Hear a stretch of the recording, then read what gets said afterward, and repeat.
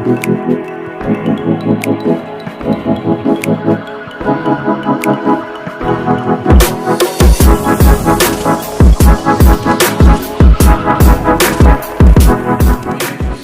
duduk Bapak Ibu Saudara sekalian.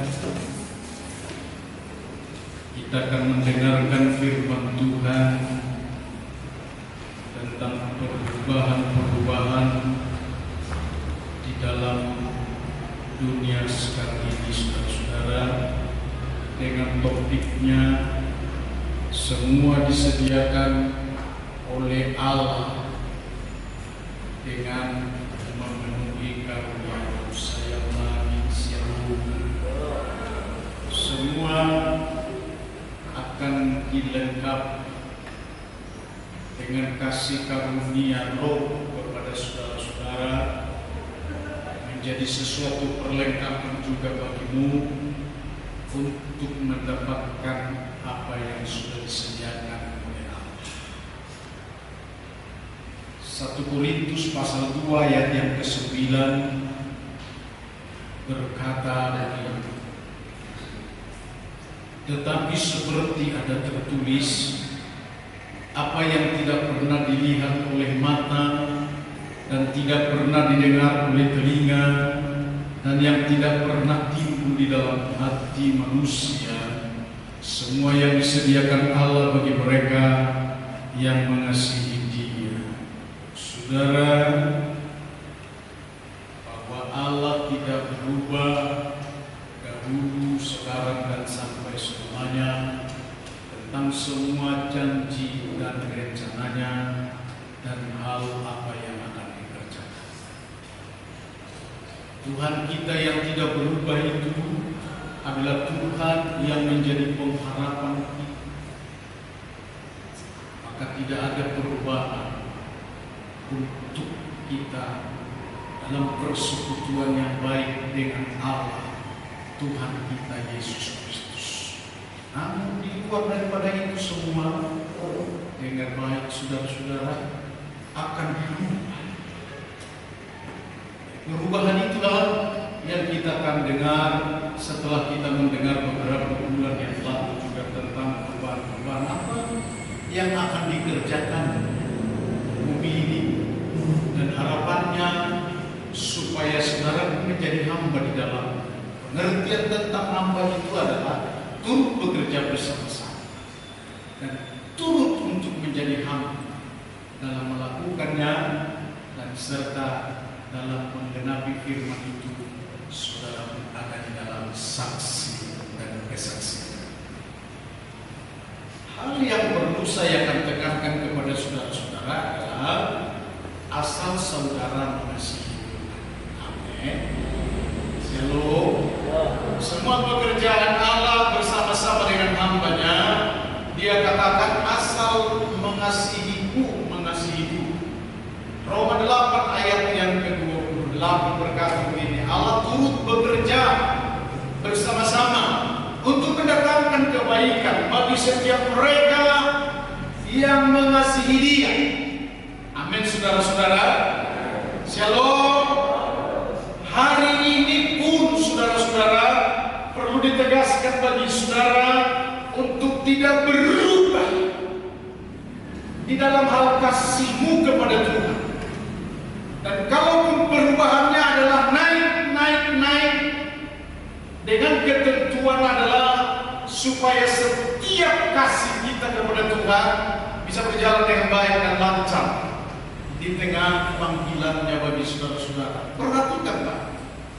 Shalom saudara-saudara.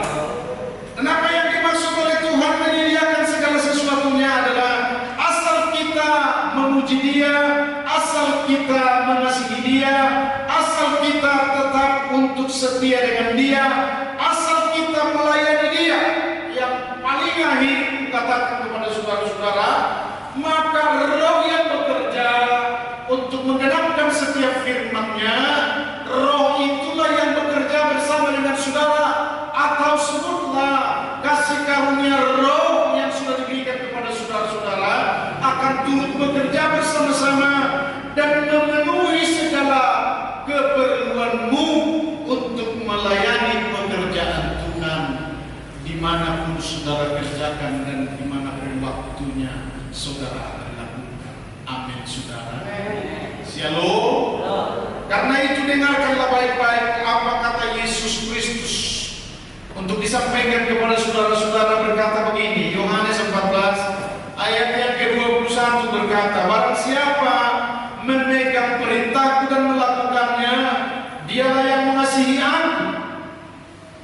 Dan barang siapa mengasihi aku, ia akan dikasihi oleh Bapakku, dan aku pun akan mengasihi dia dan akan menyatakan diriku kepadanya. Saudara, jika Tuhan sedang berbicara kepada saudara, Dia akan menyediakan apa yang ada, yang belum pernah ada juga, yang belum pernah melintas di dalam telinga, yang belum pernah timbul di dalam hati, yang belum pernah ada tersedia di kehidupan kita. Maka Dia akan menyediakan, Dia akan membuat, Dia akan mengadakan di tengah-tengah saudara. Katakan amin.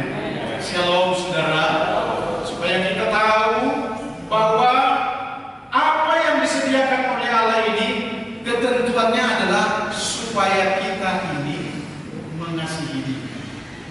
Hingga itu semua janji dan persediaan yang Tuhan sudah lakukan menjadi bahagia. Katakan amin. Mari kita berikan tepuk tangan. Saya tetap memiliki satu keyakinan tentang firman yang selalu saya sampaikan kepada saudara-saudara adalah sungguh mantap dan luar biasa, karena beginilah caraku juga kepada Tuhan untuk menghadap Dia. Seperti satu malam ini saudara-saudara, hampir jam 3 saya baru bisa selesaikan perhubungan, dengan kata lain bercakap-cakap dengan Tuhan tentang berita firman Tuhan yang akan disampaikan kepada saudara sebagai jemaat Tuhan. Itu penting. Yang saya harus katakan kepada saudara-saudara, pentingnya itu adalah setiap kali janji, setiap kali nubuat, setiap kali apa kata firman Tuhan sudah disampaikan kepada saudara-saudara, maka pergumulanku adalah hendaklah saudara dapatkannya atau menerimanya. Seperti janji Tuhan ketika sebulan yang lalu, bahwa Yesaya 60 ayat 7 berkata, aku akan mendatangkan berkat bagimu, bahkan mengalihkan dari harta sewa dari seberang laut untukmu diberikan, dan sebagai keperluan di tengah-tengah ibadahmu. Seperti itu saudara-saudara, maksudnya adalah ketika juga aku sampaikan aku punya pergumulan dengan Tuhan, maka itu harus janji. Sebab kalau firman yang sudah kita dengar, kita yakini dengan iman, maka itu pasti jadi. Dan hari ini pun aku katakan kepada saudara-saudara, kejadiannya sudahkah saudara terima? Itu yang menjadi pergumulan, sehingga sampai dengan jam 3 pagi saudara-saudara, aku pun mempersiapkan firman ini, karena 2 hari berturut-turut ada pemberkatan pernikahan dengan firman yang berbeda. Sementara firman yang disampaikan kepada saudara-saudara terus selalu untuk membangkitkan saudara, membangun saudara menjadi hamba-hambanya. Hari ini tentang berkat dan apa yang disediakan Allah dengan luar biasa ini akan disampaikan kepada saudara-saudara. Dengarlah, yang pertama saya harus ajarkan kepada saudara, miliki kuasa untuk menerima kekayaan dan kemuliaan.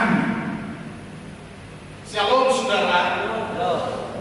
Kalau dia sudah berfirman, maksudnya saudara-saudara perlu kuasa. Bagaimana kita ada atau cara untuk menjumpai seorang penguasa? Sebutkanlah di daerah kita, di dalam daerah Labuan Batu ini adalah bupati. Bagaimana caranya? Tentu kita harus mendapat kuasa, restu dan resmi. Seperti di dalam bupati kita di Labuan Batu seringkali adalah supaya didaftar dulu, supaya dibuat jadwal dengan catatan adalah bisa audiensi. Biasanya seperti itu saudara-saudara. Kalaupun ada jalan tolnya adalah diberitahu kita mau datang mau audiensi. Seperti itu saudara-saudara. Di dalam hal seperti ini adalah meminta kuasa. Shalom saudara. Kepada Allah bagaimana? Saya akan katakan kepada kita saudara supaya kita memiliki kuasa. Karena dua orang-orang yang tidak memiliki kuasa juga tidak akan didengar. Saat ini dengarkan baik-baik saudara-saudara. Dan permintaan apapun, seruan apapun, karena kita sudah belajar tentang kasih karunia Roh yang diberikan kepadamu, Dia akan bekerja bersama-sama untuk mendatangkan kebaikan. Dia akan bekerja bersama-sama. Kasih karunia Roh yang ada padamu adalah jalan kita untuk menuju kepada Yesus Kristus atau kepada Allah. Di dalamnya adalah kita dibuat berani, kita dibuat nyambung, kita dibuat untuk bersama-sama dengan Dia. Sebutkanlah kata firman Allah dikatakan di dalam Roma pasal 8 ayat yang ke-26 berkata begini, Roh itu berdoa bersama-sama dengan roh kita kepada Allah dengan keluhan-keluhan yang tidak terucapkan. Jadi pernyataannya adalah kita yang memiliki kuasa itu memang sudah ada satu pernyataan bahwa kita menjadi anak-anak Allah. Dengan kuasa itu kita berani untuk menghadap Dia, untuk memiliki seluruh kasih atau kuasa atau seluruh kekayaan yang Tuhan janjikan kepada kita. Saudara senang nggak kira-kira? Saya sedang bergumul juga ini saudara-saudara supaya kita dapatkan. Karena bagaimanapun dunia luar akan melihat apakah benar orang-orang yang disebut menjadi anak-anak Tuhan itu adalah diberkati. Dan yang dimaksud tentang pergumulan itu adalah seorang hamba di tengah penggembalaan itu punya monitor atau CCTV. Shalom saudara. Ini pekerjaan iman yang artinya memantau saudara-saudara.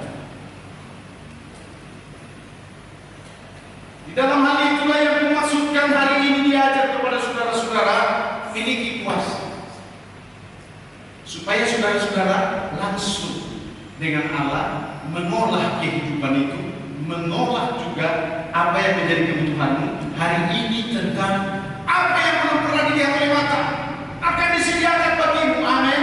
Dan engkau akan miliki kalau kuasa itu sudah ada padamu. Katakan amin.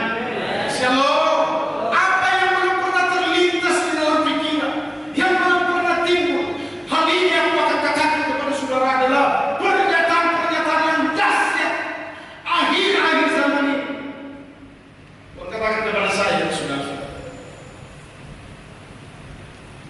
Kalau saya sudah beri satu pengetahuan tentang bercakap-cakap dengan Allah, mana bukti dan percakapan itu untuk bisa diperlihatkan kepada dunia, termasuk kepada saudara-saudara sebagai jemaat Tuhan. Saya akan bacakan ini rahasia dengan baik saudara-saudara. Shalom. Rahasianya adalah pergumulan dan doa dalam Efesus 1 ayat 18 sampai dengan ayat yang ke-19, supaya kita menarik ini dengan hikmat saudara-saudara, dan supaya Ia menjadikan mata hatimu terang. Ini ku sampaikan kepada saudara-saudara supaya punya pergumulan juga dalam dirimu akan terbit terang Tuhan. Amin. Enggak biasa-biasa, perkataannya biasa-biasa akan menurun, tetapi terbit terang itu adalah memancarkan cahaya. Amin saudara. Agar kamu mengerti pengharapan apakah yang terkandung dalam panggilan. Aku beritahu kepada saudara sekalian supaya jangan biasa-biasa, bahwa ada di dalam kandungan di tengah panggilan saudara. Kandungan itu adalah ada yang harus dilahirkan. Kandungan itu adalah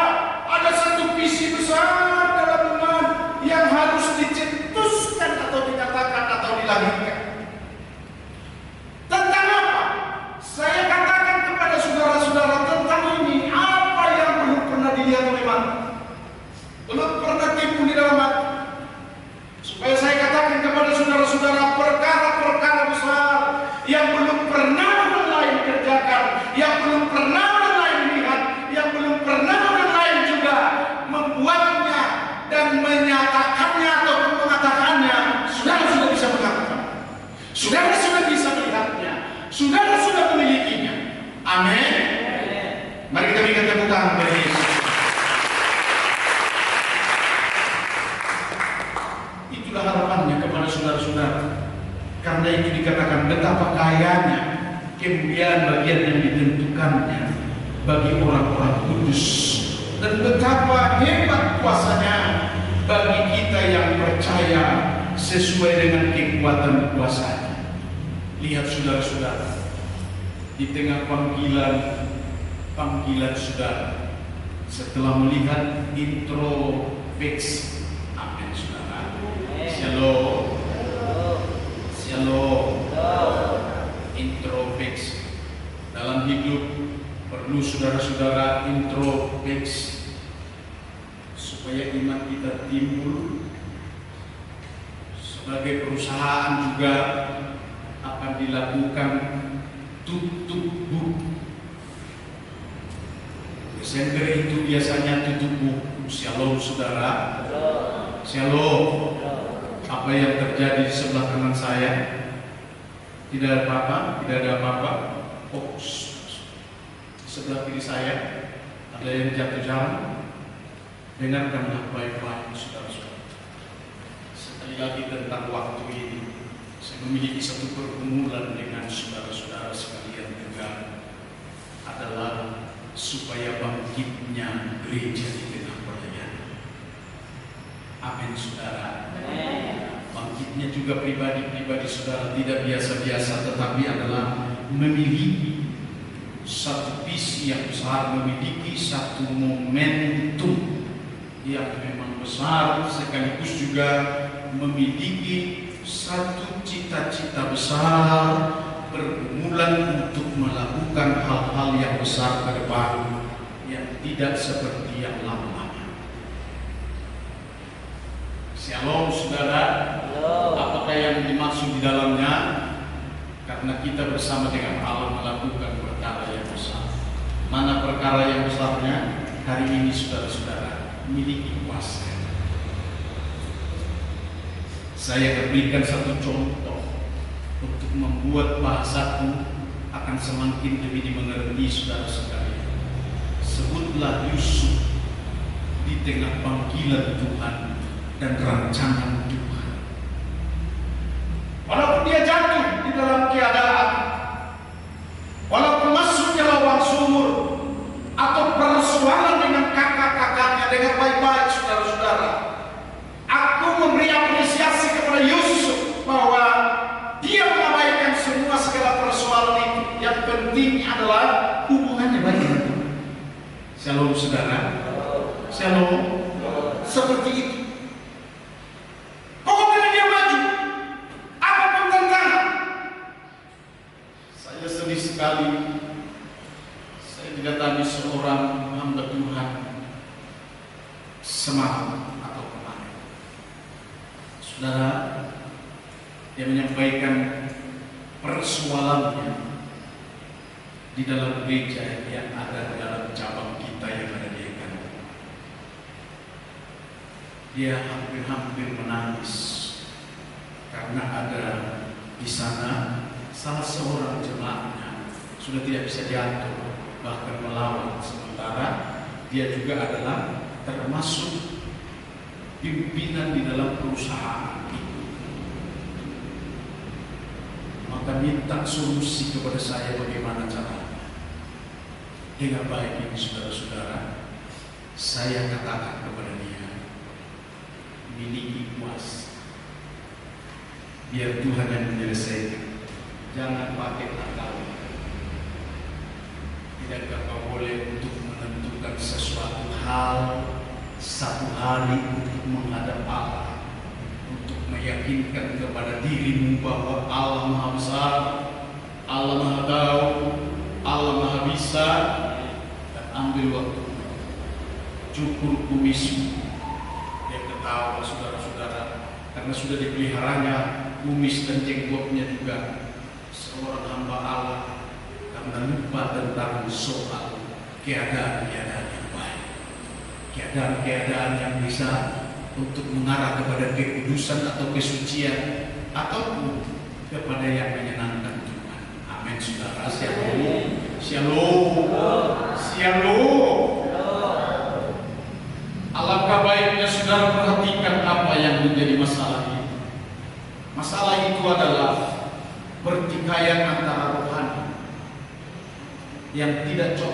tidak bisa diterima oleh orang-orang yang hidup di dalam jasmani atau hidup di dalam kedaging. Dan setelah itu saya ajak dia doa. Kita minta hikmat Tuhan. Setelah dia terangkan semua segala sesuatu apa yang sedang terjadi, ini menjadi satu pengertian bagi saudara-saudara. Lalu tadi pagi juga Tuhan yang memberikan jawaban kepada saya. Ambil alih gereja. Shalom saudara.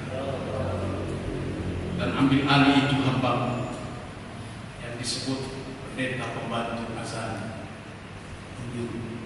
Ambil alih. Saya mau tarik dia kemana? Gereja itu pun saya mau ambil sendiri. Dengan baik. Shalom saudara. Ada satu perkara yang saya harus katakan kepada saudara-saudara, bahwa gereja Tuhan adalah gerejanya Allah di dalam Kristus Yesus. Kematian Yesus Kristus pun di atas kayu salib adalah supaya keselamatan itu terjadi bagi dunia. Dan jadilah gereja perhimpunan orang-orang besar, perhimpunan orang-orang yang diurapi, perhimpunan orang-orang yang sudah dikuduskan dan sudah diberi mahal, supaya gereja Tuhan itu juga adalah menjadi alatnya Tuhan untuk menuai jiwa-jiwa, dengan kata lain untuk meneruskan keselamatan bagi seluruh penjuru dunia. Berikan tepuk tangan kepada Yesus. Bukan berleha-leha, bukan untuk menentukan kemauan dari setiap orang atau seseorang, termasuk bukan untuk ketentuan dan perlakuan dalam sikapnya seorang pendeta atau gembala sidang di tempat ini, melainkan adalah maunya Tuhan. Yang Tuhan berbicara, maka itulah disampaikan sepenuhnya tanpa disubkontraktor, tanpa harus difilter-filter dan mengatakan seperti lebih jago gembala itu daripada Tuhan. Ini satu rahasia. Saya harus beritahu kepada saudara-saudara, supaya dengan demikian belum beritahu kepada dia. Aku sedang bercakap-cakap dengan dia. Belum beritahu sama dia. Yang saya beritahu kepada dia sampai tanggal 14, supaya tanggal 14, karena dari Jakarta ada 2 pimpinan rayon 3 untuk datang berkunjung. Jadi disitulah nanti kita akan selesai. Itu gereja sudah dilakukan. Shalom saudara. Saya akan lakukan kepada saudara-saudara. Tuhan sekarang ini sedang melakukan transformasi besar-besar. Kenapa saudara-saudara saya harus katakan ini? Semua harus diubah. Dalam Kisah Rasul 3 ayat yang ke-21 berkata, 2-3-nya. Mari kita baca. Kristus harus tinggal di surga sampai pemulihan segala sesuatu, seperti yang sudah disampaikan oleh para hamba-Nya dan nabi-nabi. Sudah ada 2-3-nya.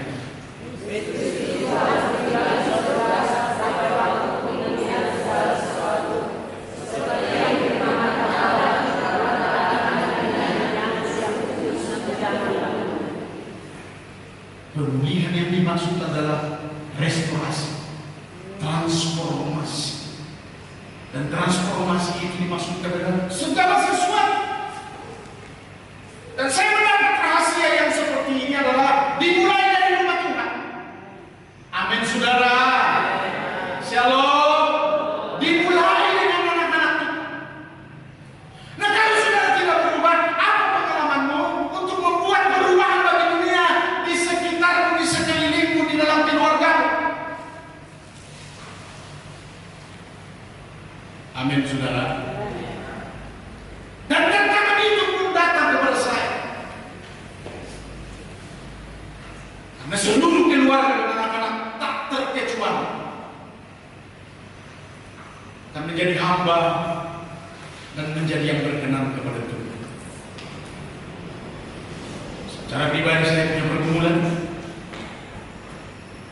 bahwa jawabannya ada dari Tuhan. Itu pribadi saya. Bagaimana dengan saudara-saudara? Sudah ada terjadi transformasi, pemulihan, pergumulan di tengah saudara-saudara, bahwa seluruh pergumulan itu harus dimulai dari dalam rumah Tuhan. Saya bacakan firman Tuhan saudara-saudara yang berkata begini, ini hikmah yang akan diberitahu kepada saudara-saudara ketika dia sedang berdoa. Siapa yang berdoa ini? Shalom. Ketika dia sedang berdoa, siapa yang berdoa? Yesus. Yesus saja berdoa, kok saudara tak pernah berdoa? Itu kira-kira dari depan ini untuk mensugesti. Ternyata mungkin ada di antara saudara, karena feedbacknya sudah datang kepada saya untuk mengatakan kepada saudara-saudara, diumumkan Yesus saja berdoa, kok saudara tidak berdoa? Amin saudara. Rupa wajahnya berubah dan pakaiannya menjadi putih berkilau-kilau. Saya mau katakan kepada saudara-saudara, hikmah ini adalah gereja dalam segala perubahannya datang dari Allah, dari surga. Amin saudara. Barang siapa yang memperhatikannya, barang siapa yang beriman, dan barang siapa yang punya kefokusan kepada Tuhan, akan terjadi di tengah-tengah semua. Saya teruskan firman-Nya.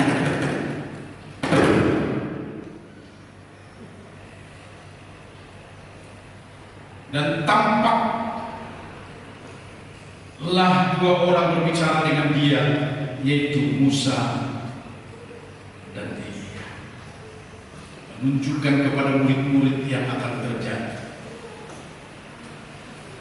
bahwa demikianlah firman Tuhan. Amin saudara. Perhatikan dulu. Kalau saya juga menyampaikan suatu transformasi ini saudara-saudara, saudara harus bisa meyakininya juga dalam gereja ini. Memang saudara bisa melihatnya tentang transformasi.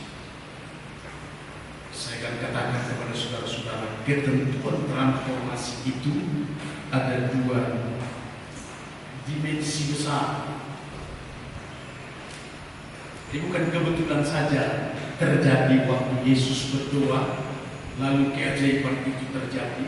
Bukan kebetulan, tetapi untuk diajarkan kepada saudara-saudara sebagai jemaatnya Tuhan. Katakan amin.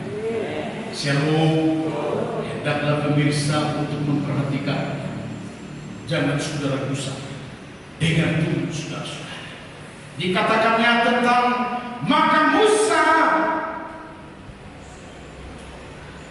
tangkap.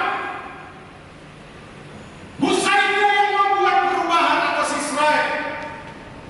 Dari pergunakan itu sudah waktunya untuk diangkat ke permukaan, dan mereka menjadi orang yang merdeka. Dengan kata lain, supaya waktu-waktunya menjadi sesuatu yang bebas dengan Allah. Maka ditentukanlah mereka supaya kamu beribadah dengan Allah. Termasuk mesbah-mesbah pun diruntuhkan adalah supaya langsung saja beribadah kepada Allah. Karena ada hal-hal pribadi di tengah kebohongan di dalam persembahan mesbah-mesbah itu. Ia akan mengatakan kepada saudara-saudara, kenapa?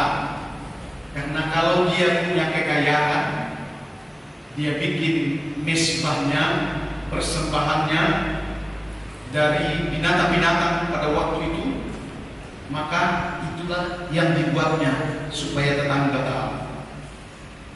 Dan Tuhan berubah, maka ibadahlah, sehingga ibadah itu semua bersekutu. Dan itulah mesbah kita kepada Tuhan. Dan itulah pengajaran kepada saudara-saudara, supaya di dalam rumah Tuhan sebenarnya saudara datang adalah untuk mempersembahkan tubuh, jiwa, dan roh. Amin saudara. Shalom. Kehadiran dalam ibadah, dalam berjemaah, itulah tubuh Shalom saudara. Perhatikan dulu tante. Shalom. Jiwa itu adalah pikirkanlah apa yang engkau dapat, apa yang engkau sudah dapatkan, dan semua berkat-berkat yang dari Tuhan kembalikan kepada Dia. Karena tertulis saudara, engkau memberi digandakannya menjadi 10 kali lipat, 20 kali lipat. Dan iman ini saudara-saudara, karena demikianlah cara Tuhan untuk memberkati saudara. Berikan tepuk tangan. Karena ini bukan seorang biasa, melainkan adalah firman dalam ketetapannya. Apalagi tubuh, jiwa, dan roh. Roh itu adalah supaya memiliki kita. Kita ini supaya memiliki persekutuan yang intim dengan Tuhan. Saya akan pertanyakan saudara pribadi-pribadi. Sudahkah saudara intim dengan Tuhan? Saya akan tanyakan ini soal intim kepada pengantin 2 pasal. Pertama, Fernando, sudah kau rasakan keintiman bersama dengan istrimu? Dan satu kali kelak tampang engkau, kalau dia tidak ada di sisimu, kau akan mencarinya. Kedua, dengan baik-baik. Ini hal rohani. Jangan terus menggerutu atau mendoid-doid saudara-saudara. Shalom. Tentang rohmu yang mau bersekutu intim dengan Allah, yang harus dirasakan.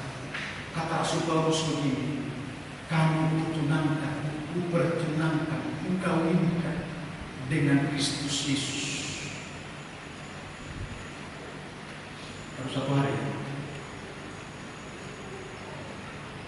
Anda berdiri sendirian. Udah kau rasakan bagaimana nikmatnya intim bersama dengan istri? Belum ya? Kalau begitu, kamu belum bersandiwara.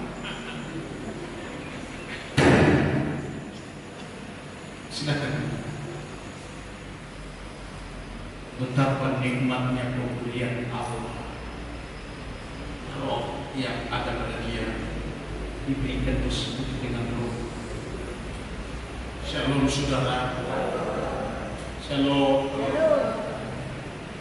Ini yang mau katakan kepada saudara-saudara, sekarang kita bersekutu dengan roh kepada Allah, dalam keintiman itu kita yang menjadi taat, manut, itulah kejadiannya. Sama seperti perkawinan itu, antara suami dan istri menjadi manut-manutan. Jangankan siang, malam pun, jangankan malam, tengah malam pun tetap adalah mau bersekutu. Dengan kata lain, harus dipegang tangannya walaupun sudah tidur. Shalom saudara-saudara. Shalom. Ketawamu jangan seperti ketawa palsu alias fals. Dengan baik-baik, aku sedang mengajak saudara-saudara bagaimana persekutuan dengan roh Allah, sehingga kita atau saya akan katakan kepada saudara-saudara betapa nikmatnya, sehingga aku tetap mencari waktu dan kesempatan untuk bersekutu dengan Dia. Dalam waktu apapun keadaannya, aku selalu berkata, Kurangkah. Amin. Shalom. Beberapa saja dari jemaat yang saya lihat itu terjadi keintiman itu, saudara-saudara. Dan hari ini aku akan katakan kepada saudara-saudara, intimlah bersama dengan Kristus Yesus oleh rohnya. Amin saudara. Amin saudara-saudara. Shalom, shalom, shalom. Mari kita berikan tepuk tangan bagi Yesus Kristus. Tentang Elia. Elia adalah pelaku musisi, pelaku pelaku yang luar biasa di tengah mempertunjukkan dan menyatakan tentang Allah itu adalah Allah yang luar biasa. Satu kali dia berkata kepada para nabi-nabi Nabal atau nabi-nabi palsu, "Oke, buktikan, panggillah ayahmu, Tuhanmu, atau Allahmu, supaya aku memanggil Allahmu dan memberikan persembahan, dan siapa yang akan datang atau nyata dalam segala seruan dan panggilan kita." Nabal mulai menoleh-noleh, mulai memanggil. Hal ini aku akan katakan kepada saudara-saudara bahwa sesungguhnya ketika Yesus menampakkan bahwa ada Musa dan Elia, maksudnya adalah supaya gereja Tuhan itu dapat untuk membuktikan, amin saudara, membuktikan kalau engkau kaya. Dengan baik ini saudara-saudara, maksudnya adalah kekayaanmu engkau sadar dari Allah, maka berikan kekayaan untuk Allah supaya Allah pun akan memberkati engkau lagi. Jangan stagnasi di situ aja. Atau dengan kata lain, jangan hanya gembung ke depan, tetapi ke atas tidak. Amin saudara. Shalom. Dimahami semua, perpuluhannya pun dimakan, persembahan syukurnya pun tak pernah. Sementara Tuhan sedang menagih, ada malaikat yang sedang berbicara, ada malaikat juga yang memberikan kesadaran bagi saudara-saudara. Dengar baik-baik. Tapi mungkin engkau akan berkata dengan kata-kata biasa. Saya katakanlah kepada saudara-saudara, mari kita buka Markus 16 ayat yang ke-17. Demikianlah firman Tuhan, tanda-tanda ini akan menyertai orang-orang percaya. Mereka akan mengusir setan-setan demi namaku. Mereka akan berbicara dalam bahasa-bahasa yang baru bagi mereka. Mari kita berikan tepuk tangan. Penguji dulu datang ke depan. Di tengah waktu yang senggang ini saya mau katakan begini saudara-saudara, tanda-tanda akan ada bagi saudara-saudara sebagai orang yang percaya, karena surga memperlihatkan dia betapa besar dan mujizat dilakukan. Gereja ini kalau dikatakan menuai dengan baik-baik ini, tante, ibu-ibu, bapak-bapak, saudara-saudara sekalian, bukanlah sekedar iseng dan ketentuan dari gembala yang mengatakan beribadahlah dengan sungguh. Bukan. Melainkan adalah rahasia yang harus disampaikan kepada saudara-saudara supaya nampak keintiman itu. Sebagai mempelai wanita dengan baik-baik saudara-saudara, kalau jauh-jauh dari mempelai laki-laki, apa yang akan terjadi? Shalom. Shalom. Pikirkan ini saudara-saudara. Kalau wanita, perempuan dan istri selalu menjauh daripada suami, maka aku katakan adalah ada permainan di balik layar. Shalom saudara-saudara. Karena diberikan istri itu kepada suami adalah supaya berhubungan baik, ada kasih mesra, ada kasih pelayanan, ada kasih saling berkasih-kasihan, ada kasih yang membuat semua orang menjadi lebih baik di tengah persekutuan menjadi suami istri itu. Kelak adalah supaya bisa dia contoh. Namun saudara, demikian transformasi yang akan terjadi. Yang ketiga, saya katakan kepada saudara yang terakhir, persediaan yang dimaksud tidak akan terbatas jika kita melayani dengan kasih karunia Roh. Ada hal yang saya harus sampaikan kepada saudara dalam akhir ini. Ketika Tuhan menyediakan segala sesuatu bagi orang-orang yang mengasihi Dia, maka itu akan menjadi bahagianmu yang pasti.